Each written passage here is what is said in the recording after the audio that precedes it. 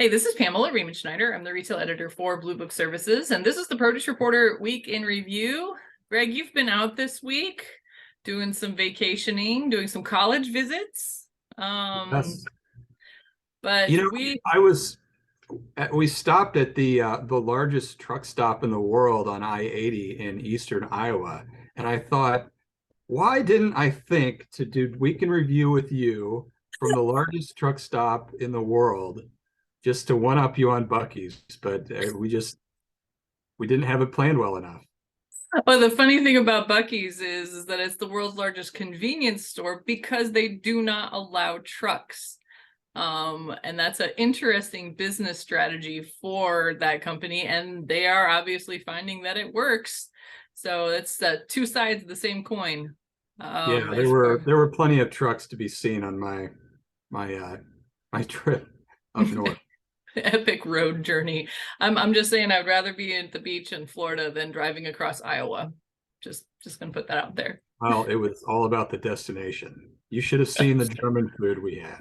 Oh, well, now see, now I'm jealous because I did not have my annual pilgrimage to Germany to have some German food. But while we have your attention, we had some newsy news, like some governmental news.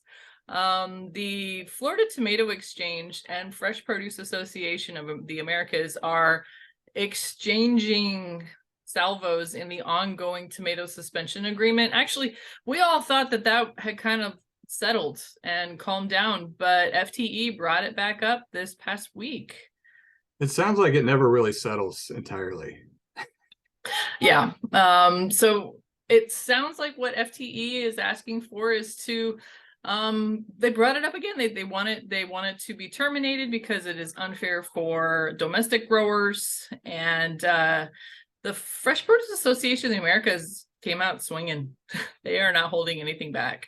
Yeah, I was looking through the release, and Lance Youngmeyer, the president of FPAA, said the allegations by the Florida growers are as time-worn and tired as their gas green tomatoes.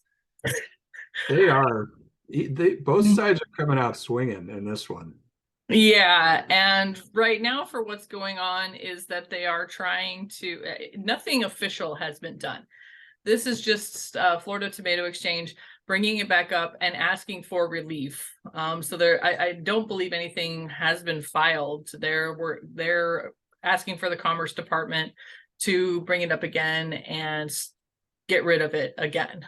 So we're going to keep watching that, but so far nothing official. We're just trading blows in the media again. In other news, on the other side of the U.S. border, the bill that Canadians have been working for, the Canadian produce industry, Bill C-280, is moving along, and it was just unanimously approved by both parties out of the Agricultural Committee. We got a press release from the Canadian Produce Marketing Association, the DRC, and the Vegetable and Fruit Growers of Canada, praising the bill. To see that it got unanimous support from both parties in their legislature kind of puts a little, it looks like it's going to pass through this. And this is them asking for PACA-like protections in Canada. Yeah, that's the big deal is the produce industry up there doesn't have anything like PACA, and I know they've been working on it for decades. To see it this close is such a good sign. I wonder if there are any roadblocks that might prevent it. Have you heard of any? I have not heard of any, but I will be following up with CPMA just to see what their, outlook is on this. I do note that in their press release, they're brought up Lakeside Produce in Leamington. That they said that the recent case of Lakeside Produce serves as a reminder for the urgent need for financial protection. So up until now, they had the DRC, which did not have the teeth that the legislative process does in the U.S. For the Perishable Agricultural Commodities Act. I mean, even this week we had another PACA action filed for $1 million of unpaid produce. And there is, you hear things about PACA in the U.S. isn't perfect, but at least it's legal teeth that they didn't have in Canada. So We're going to be following up with them to see what they think on maybe a timeline for implementation, and whether they think that this is going to pass through further on in the legislative process. And I admit that I did not get the schoolhouse rock on Canadian bills, so we'll have to get it from them.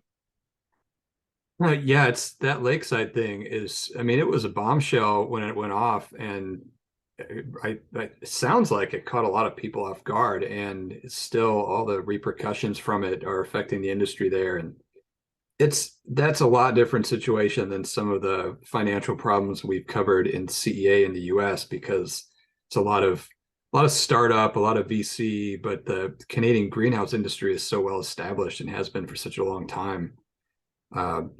Yeah, and we covered it. It was millions and millions, and dozens of people owed money. Just there's so many. I mean, that web was so large.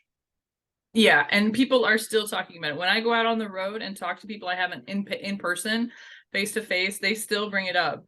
So it definitely was kind of a shocker for what's going on. I was just at a CEA place this week, and I will be posting my story from that. I went and saw a new place here in Central Texas, Revolve Greens. They just finished the first 10 acres and are expecting to finish the next 10 acres for a total of 20 by the end of the summer. And it was hot, but it was pretty cool in the greenhouse, and pretty cool to see the hydroponic structure that they've got where the little trays float around. You'll have to check out my TikTok, and then of course Produce with Pamela. I'll have a follow-up on that. And then this weekend we've got 4th of July celebrations coming up. Well, of course it's early next week, but everyone's going to be grilling this weekend. But we have a press release from Rabobank, and just when we thought writing about inflation was going to cool down, Rabobank reminds us that grillables are up 31%. That hurts. That's not good. Right. They pointed out the biggest part of it actually is burger buns, and then potato chips, and then lettuce. Lettuce is one of the ones that they pointed to specifically, that has gone up dramatically. And of course, we'll have that breakdown attached to this video as well for those of you who want to check out just how much grilling is going to hurt. Well, I think the lettuce situation is not inflation related. Yeah, that perhaps is related more to lettuce markets than anything. Actually, you know what was really interesting this week? Yeah, some floods maybe. There is relief in other parts of the produce industry, because we had Produce IQ on Monday, and the market analysis of that. If you look at the avocado market, the graphs over the last couple of years have been insane in the summer, and this is the sanest summer we've had in quite a while. So if you can't pick up your lettuce, then maybe put some avocado on your burger instead. Anecdotally, I've noticed avocados being very reasonable and high quality, and your background, strawberries are super cheap right now and really good. Yep, peak season for strawberries, and I have actually started hitting the cherries at the grocery store. We're start seeing cherries go up further into the Northwest, and prices are definitely favorable for consumers. I think I paid $5 a pound for some excellent cherries this week. So we've got a lot of fruit available.